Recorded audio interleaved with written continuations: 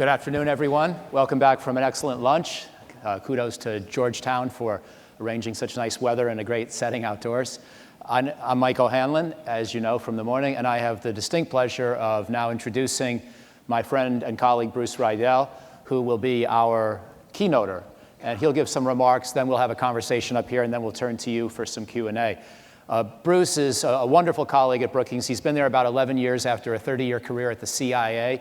At Brookings, he's become one of the most successful and popular writers of very pithy books on a range of topics in sort of the broader CENTCOM universe. But he recently went a little beyond his usual Al-Qaeda and Pakistan to write about a piece of history, the 1962 conflict with China and India, which almost seemed like we were about to relive a couple weeks ago. And he's just been finishing a book on the U.S. relationship with Saudi Arabia, which is going to be a must-read for anyone who's interested in that. At the CIA in his long career, he worked on many different issues, including the Israeli-Palestinian peace process, as essentially a seconded staffer to the White House for that process. Also was very central in crisis management in the late 1990s involving Pakistan, India, and the potential for nuclear escalation.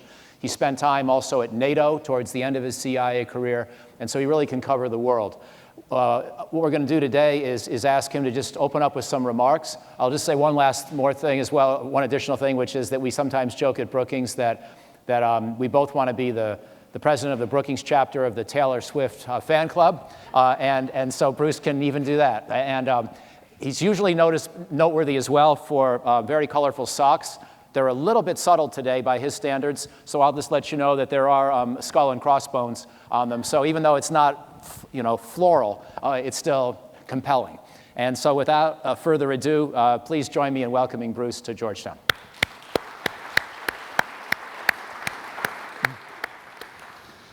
Thank you, Mike, for that very kind introduction. There is no one more prolific in book writing than Mike OHanlon. I used to say when Ayman Zawahiri was issuing statements every day that only he and Mike OHanlon could put out as much material as quickly. And Ayman Zawahiri, as I will say in a minute, has now faded, so you've got it all to yourself. I'm going to start with an observation. We've now been in the war against the global jihad, and I'll use that term, for 21 years, since August 1996, when Osama bin Laden and Ayman Zawahiri declared war on us. For that whole period, there has always been what I will call an epicenter to the global jihad, a location where you could say this is the heart of the problem. And in that epicenter, always an individual, a person, a leader. I want to be careful here. It's not a Western type leader. It's not a president. It's not a secretary of defense. The global jihad is, as you know, a much less structured organizational chart than that. It's much more, I wouldn't say incoherent, but it's much more complex than Western structures. But for 15 of those 21 years, the epicenter and the person at the epicenter was Osama bin Laden. He was the vision, he was the voice, he's the person that you may not take orders from, but provided a certain degree of direction.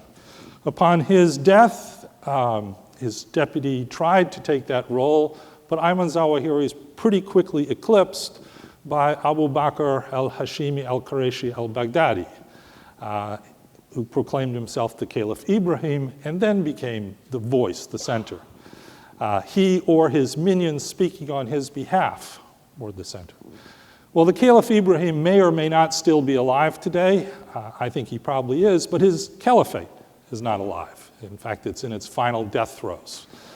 And with that, his leadership has been discredited to a significant degree. That's not to say the Islamic State is not still a terrorist organization. It is, and that it can be very dangerous.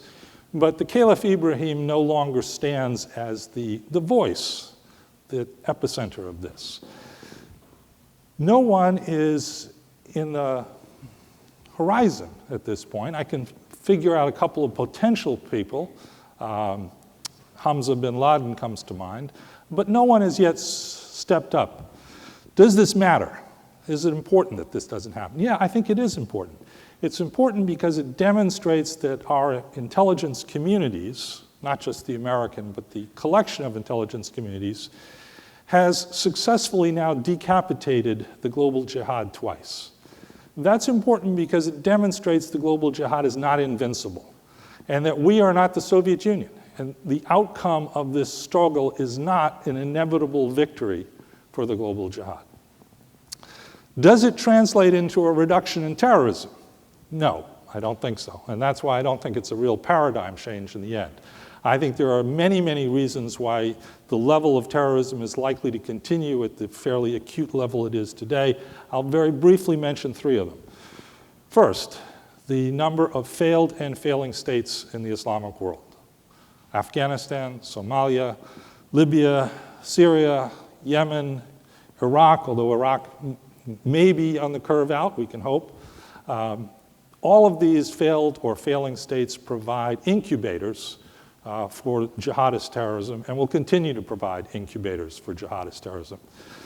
The second reason is that the sectarian struggle in the Islamic world between Sunni and Shia has now become hotter and more dangerous than ever before. I don't think the level of sectarian conflict has been as intense between Sunni and Shia, certainly in my lifetime, and I don't think at any time in the 20th century did it ever get to the levels that it is today. And of course, it's abated by two leading nations, Iran on the one hand and Saudi Arabia on the other. This sectarianism also breeds terrorism. It's an incubator of terrorism, especially Sunni terrorism, but also Shia terrorism. Al-Qaeda and Hezbollah are both beneficiaries of this kind of sectarian tension. And the final reason I will say is because the Islamic world has made a significant reversion to authoritarianism in the last 5 years. We had a brief moment in 2011 when it looked like the Islamic world, especially the Arab world, was moving towards a process of political reform and opening. That door is shut, and it is shut completely.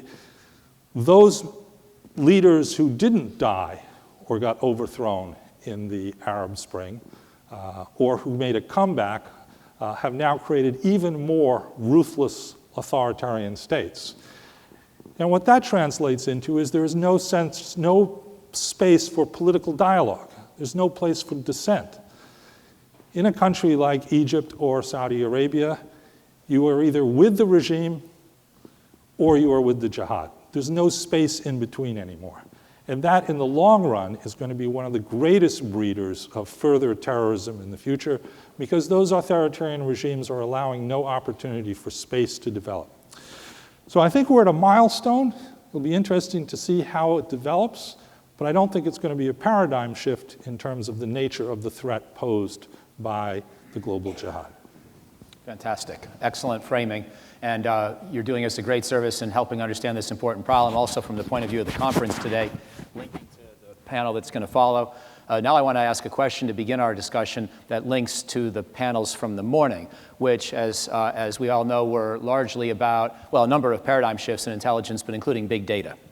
And you know, sitting back and listening to the panels, I sort of found myself encouraged that we were talking about how to best use these new tools that allowed us to maybe watch bad guys more effectively and find them more effectively, because so much of the intelligence debate and discussion the last couple of years has been about how WhatsApp and other encryption devices and apps make it hard to hear tactical communications of would-be terrorists as they do their plotting, and we saw some of the repercussions in Europe.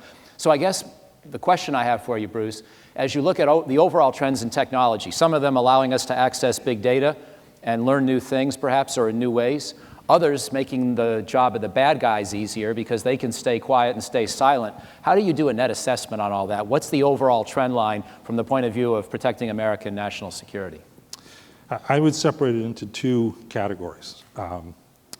For the analysis of strategic trends and the analysis of individual countries, big data is an enormous advance. I'll give you an example from my career. I started off as the Syria analyst. On a good day, we got one report. And you could read that report all day, over and over and over again, but that was it. That was your data. That was your data set for the day. I'm exaggerating a bit. But in this world, with the rare exception like maybe North Korea, you now have enormous amount of data to work with. And processing that really makes your job easier in ways, takes up more time, but you have a lot more data points to work from. I'd separate that from the business of counterterrorism. Counterterrorism analysis is really more police work than it is anything else. When you get down to the tactical level, it's finding out where is Abu Bakr al-Baghdadi. I don't mean he's in Iraq. I mean, what building is he in? What floor in that building is he in? That's what I want to know. And the degree to which he can encrypt his communications, that really sets you back, enormously sets you back. We were lucky in finding Osama bin Laden. That's not to denigrate the very, very good police work that was done that found him. But we were lucky in the end that they made a couple of tactical errors that allowed us to cue in on that building. And that's going to be harder and harder to do. So I think that between the two, I think the big questions were better off. The tactical questions were worse off. And let me just follow up. You mentioned North Korea. And of course, it's been very much on people's minds, and you pointed out that's an area where maybe the data trends are almost not applicable in many ways. How do you, I realize it's not the area that you've most focused on, and we didn't discuss this in advance, but I'm intrigued if you have any kind of an instinct about our ability to understand North Korea. Has that evolved in any meaningful way in the last few years or decades? If you don't have an American embassy in a country, and you don't have a regular flow of American, even if they're not government officials, visiting a place, is very, very difficult to read what goes on. And I would say North Korea is the extreme case here. Iran is a case I know better. We now have a generation of intelligence officers who have been Iran specialists who have never been to Iran. It's pretty hard to be a specialist in a country that you've actually never physically visited. You've developed a good understanding of it, but you don't have that quintessential feel of this is what it looks like, this is what it tastes like, this is what it feels like. That's why, from my standpoint, I would put an embassy in any country, no matter how rogue they are. Not because we're doing them a favor, we're doing ourselves a favor in having that on-the-ground experience. And there's no real way to do it other than to be physically there. Excellent. Now, before we go to Q&A from the audience, I want to ask about at least two countries that you've written books about in the broader Middle East region, Pakistan and Saudi Arabia. So let me ask about each one separately, but really it's going to be the same framing of the question, which is to sort of give us your take on where things stand today. And let's start with Pakistan, if we could. So the question of U.S. relations with Pakistan, it's a country that you've written about, a whole book about. You've obviously expressed a lot of concern about its internal politics, its nuclear weapons program, its support for the Taliban in Afghanistan, its support for Lashkar-e-Taiba vis-a-vis India.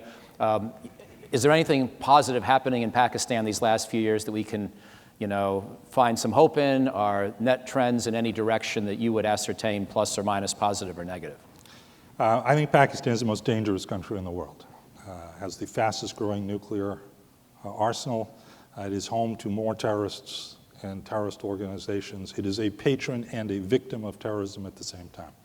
There is a positive trend, and that is that the elected civilian governments are actually coming close to the point of filling out their electoral term. The setback is that just recently Nawaz Sharif was removed through a judicial coup. But the trend line over the last decade is for the strengthening of the civilian governments, which by and large are not interested in supporting terrorism, in foreign conflicts. They're much more interested, like most civilian governments are, in infrastructure and improving the lives of citizens, because that's how you get reelected, right? And Nawaz Sharif was and is a very good example of that. I will give the Trump administration a shout out. I think that the posture they have taken towards Pakistan of no longer pretending it isn't a hostile country is a step in the right direction. But so far, then this is not a criticism, it's just a comment, it's mostly rhetoric. We haven't seen much substance behind how they're going to pursue it. I think part of that is intentional. I think a big part of it is they haven't figured out what the substance is going to be, and we'll see. But the rhetoric is a good change in the right direction, and one of the ways you can measure that is if you read the Pakistani press, which is actually remarkably free and remarkably candid, there are people in Pakistan who are applauding the Trump administration's decision because they say it's time to stop pretending that we aren't a patron state sponsor of terrorism. And that's a step in the right direction. So one follow-up on that, and again, trying to connect some of the pieces of what we've heard this morning and what you've already said today. It sounds to me like you want to increase the pressure on Pakistan, but not sort of cut off the relationship, if I'm hearing you right. Because if I understand correctly, well, the second panel this morning was on multilateral cooperation and the importance of that, even with some states that may sometimes be complicated. You yourself said that the absence of a U.S. embassy in North Korea, for example, is a big downside. It sounds like what you want to do is make them feel a little bit more pain, feel a little bit more tough love, without jeopardizing the entire relationship, including intelligence to intelligence relationship. Exactly. I think we should put pressure on those parts of the Pakistani establishment which are actively engaged in supporting terrorism, which includes Pakistani intelligence service. At the same time, we also should have a liaison relationship with the Pakistani intelligence service. Now, I realize that's not going to be easy, but being an intelligence officer is not supposed to be easy, right? It's supposed to be able to walk and chew gum at the same time. And so the same kind of thing now with another frenemy, if you will, Saudi Arabia. And hopefully not quite as dangerous of a country at the moment, but still a pretty complicated neighborhood and involved in some pretty difficult operations in Yemen and elsewhere. How would you assess the state of US-Saudi relations at this point? And are they headed in a potentially productive direction, or is it still a very troubled relationship? So how would you take stock of where we are, and then what's the direction in terms of ongoing change? Saudi Arabia is our oldest ally in the greater Middle East. The alliance goes back to 1943. It has always been deeply troubled for one reason, for many reasons, one reason that stands out. Saudi Arabia is the world's last absolute monarchy wrapped inside of a theocracy. It's a unique state in that degree. We're a democracy. We don't share a lot in common. Just as a vignette, when foreign heads of state come to Washington, the White House always puts out a statement saying, so-and-so is the leader of the country, and we share all these things in common.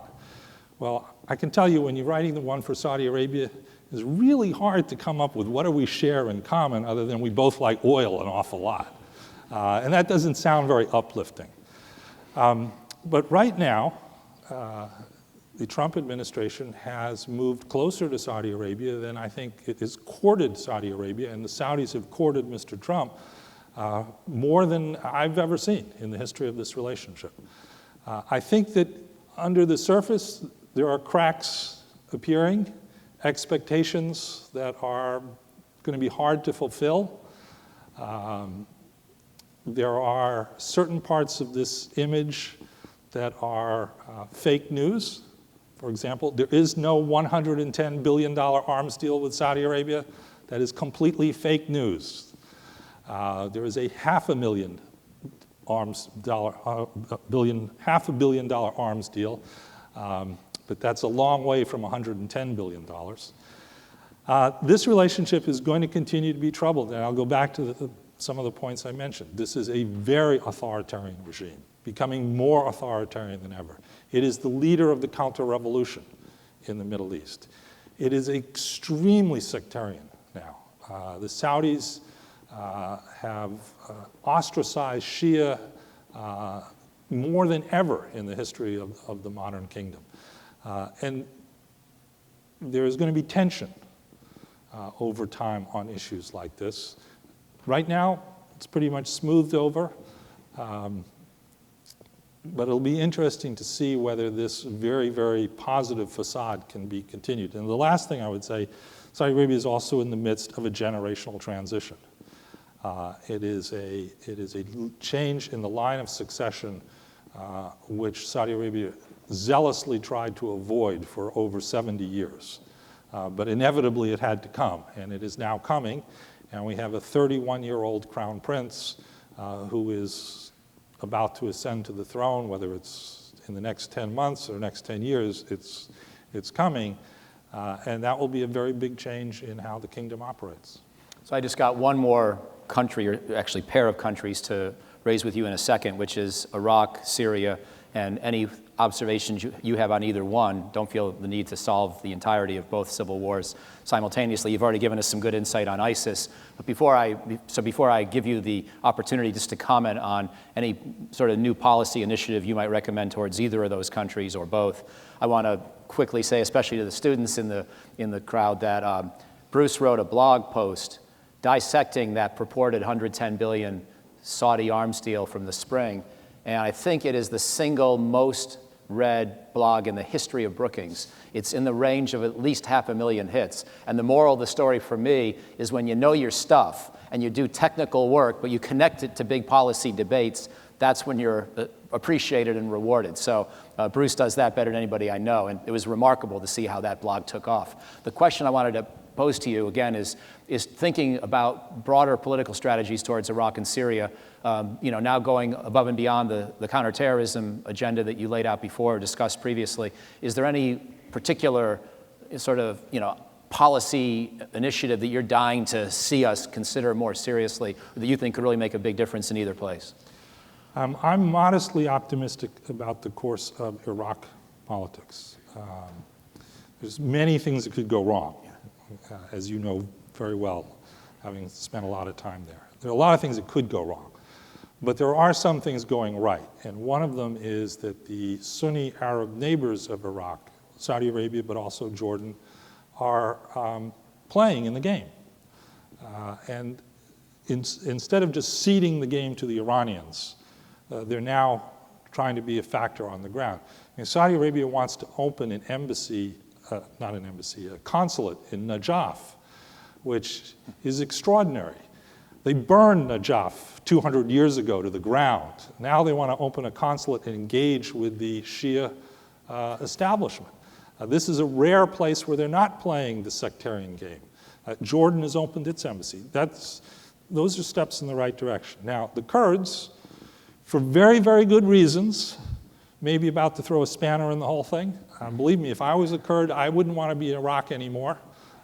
Iraq has tried to commit genocide against the Kurds, not once, not twice, but 3 or 4 times. They certainly deserve independence, but that would put a spanner in the whole thing. On Syria, this is the problem from hell. It is the problem from hell. And the victory, quote, victory, of the Assad, Iranian, Hezbollah, Russian alliance doesn't close the book. It may close a chapter, but Syria's agony, as far as I can see, is going to go on well into the distant future. I think we need to find a way to get rid of Mr. Assad. I think it can be done. But I don't see that we have a policy right now to deal with the problem of the Assad regime. Well, thank you. Okay, so we've got a microphone, and please wait for the microphone to come around. We'll go here first, please. And we've got about 10 minutes or so for questions for Bruce. Thanks. I'm Andrew Swick here at Georgetown SSP. You both have written recently on the president's Afghanistan strategy, so I thought I would lead with that.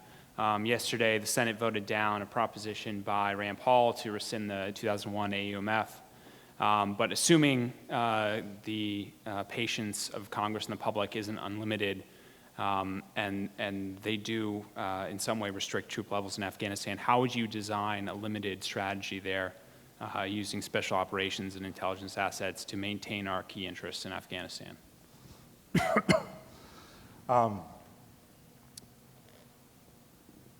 I think the administration has done a couple of things in the right direction. I said being more honest about Pakistan. Second, developing a South Asia policy of which Afghanistan is a part. not an Afghanistan policy to which South Asia is attached. I think those were all steps in the right direction. The heart of this problem is that 16 years after the war began, we still have sanctuaries and safe havens in Pakistan from which the Taliban operates. We have put no pressure on those sanctuaries in 16 years for a variety of reasons.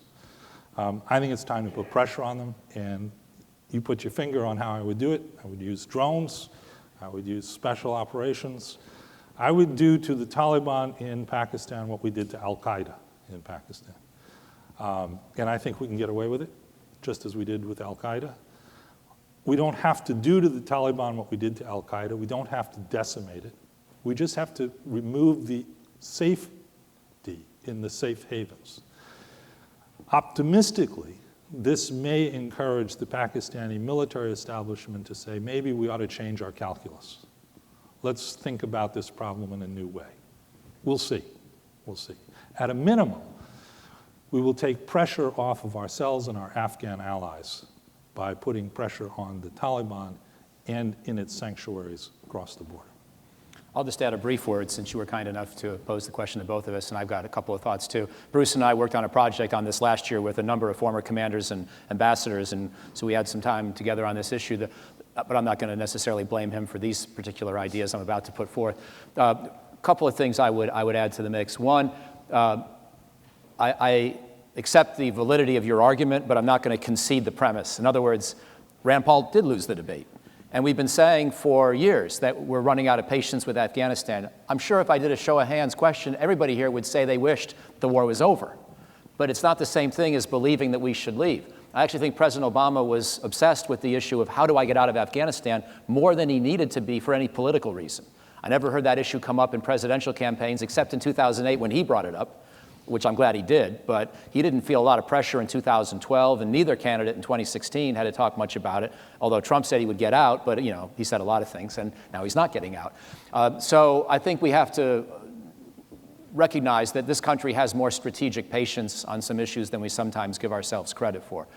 Doesn't mean I favor a big increase, but I think the range we're at now is about right because we're sort of going back to the stage that President Obama skipped for understandable, but I think ultimately incorrect reasons. It's having advisors out there in the field with Afghan units that are doing combat operations. We went from the big presence down to just a central headquarters and training facility kind of presence. We skipped the intermediate step, which is now in a sense what Trump's going back to. These Afghan units have been fighting so hard and losing so many soldiers, and also Karzai tolerated so many corrupt leaders in those units that it's only in the last 2 to 3 years that I think we have a chance to really see them build into the kind of fighting force they need to be. And the last point I'll make as to why I'm still hopeful, at least modestly hopeful, and supportive of President Trump's decision, I don't think we need to defeat the Taliban, and even if what Bruce said doesn't happen, even if Pakistan continues to tolerate the sanctuaries and our responses are somewhat ineffectual, if we can we can help the Afghans reverse the momentum on the battlefield. That may actually create some desirable psychological effects in various places itself. 3 years ago, the Afghan government controlled about 70% of the population and territory. Now it's about 60%.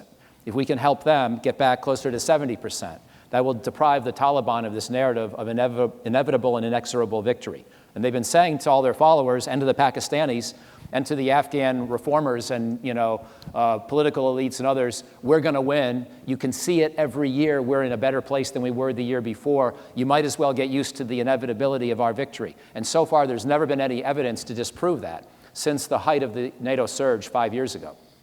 I want to change that narrative. And I think if we do, there's a good chance that we can at least stabilize the situation. It may not amount to a victory, and it may not amount to an exit strategy anytime soon, but that's why I support the president as well. Sorry for that long answer, but now we'll move on. So got a gentleman here about in the 8th row.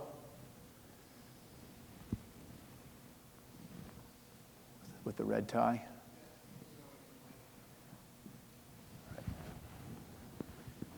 Oh, thanks so much.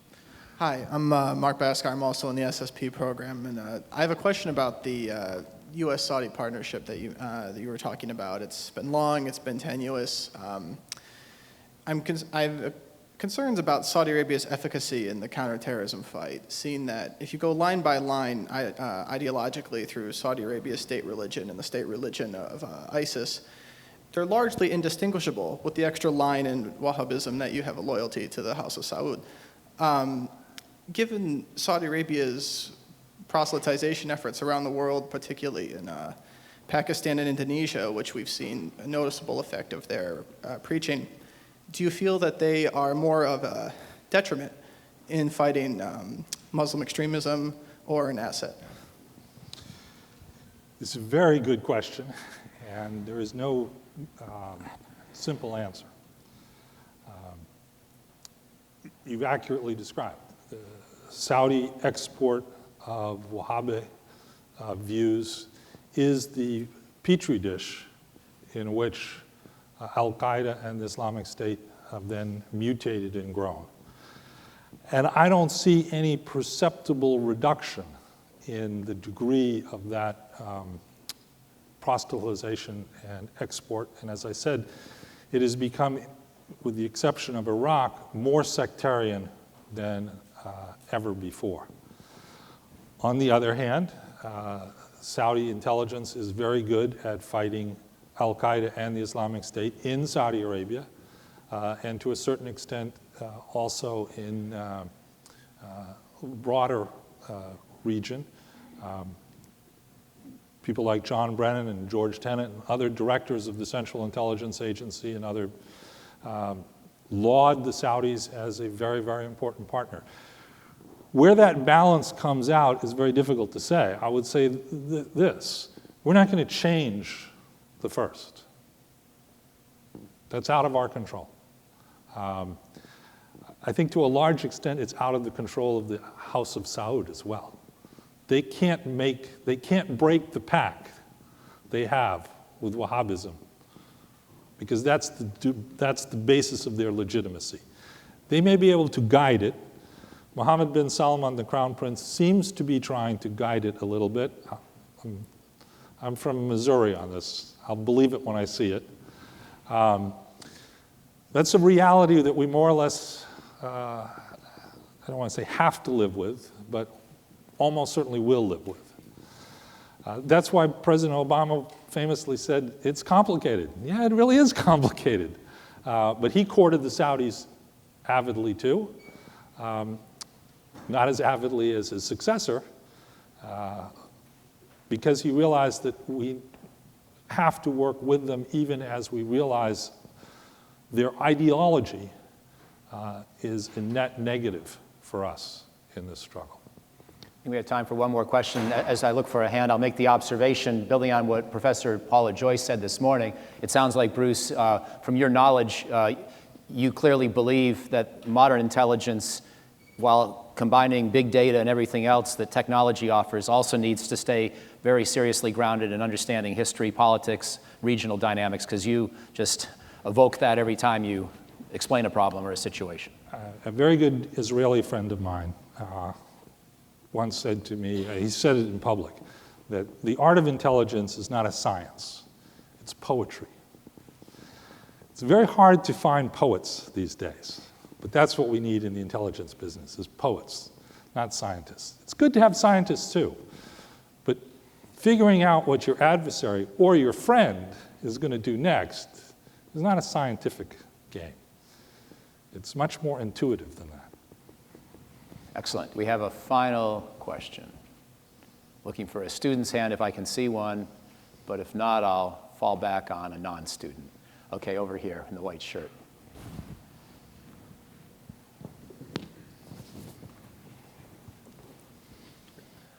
My name is Ben Carsman. I'm a security studies student here at Georgetown. Good.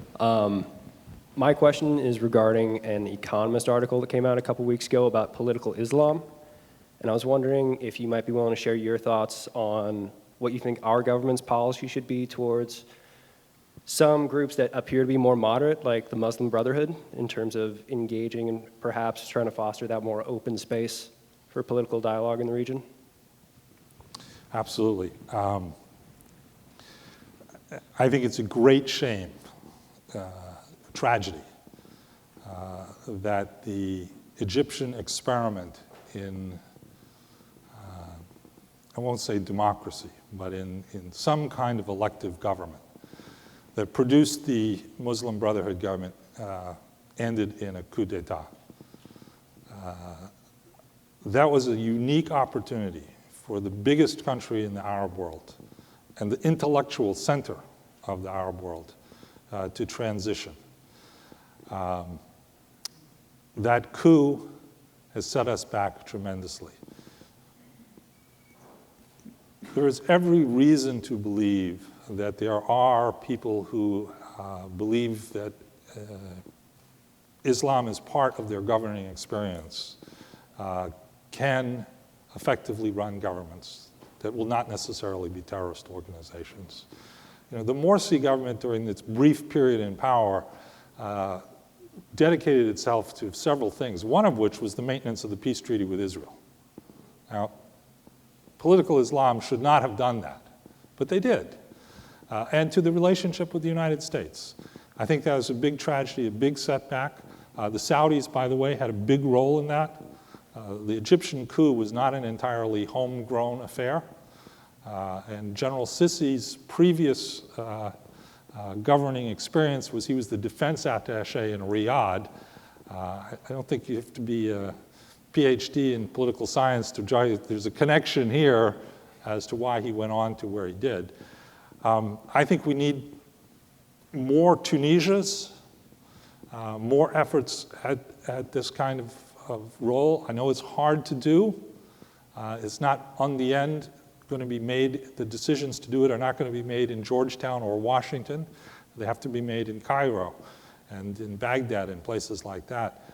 But if the Arab world in particular remains frozen in authoritarianism, another Arab Spring is only a matter of time. And the next Arab Spring is going to be much more violent, much more tumultuous than the one we saw in 2011. How we persuade our friends to do this is going to be hard to do. I don't have any anticipation that a Trump administration is going to do that. We've said some positive things about the Trump administration here. This is a complete negative. They don't see it. They don't get it at all. Authoritarianism is not the answer. It's not going to work in Turkey. It's not going to work in Egypt. It is going to, in the end, brew newer revolutions that will be very, very dangerous and difficult to deal with. We need to open up political space in these societies. I'm a little bit optimistic that some of that's happening in Pakistan. I wouldn't bet the mortgage on it at this point. It's not happening in the Arab world at all, with the partial exception of Tunisia. Well, Bruce, fantastic stuff. Please join me in thanking Bruce Riedel. Thank you.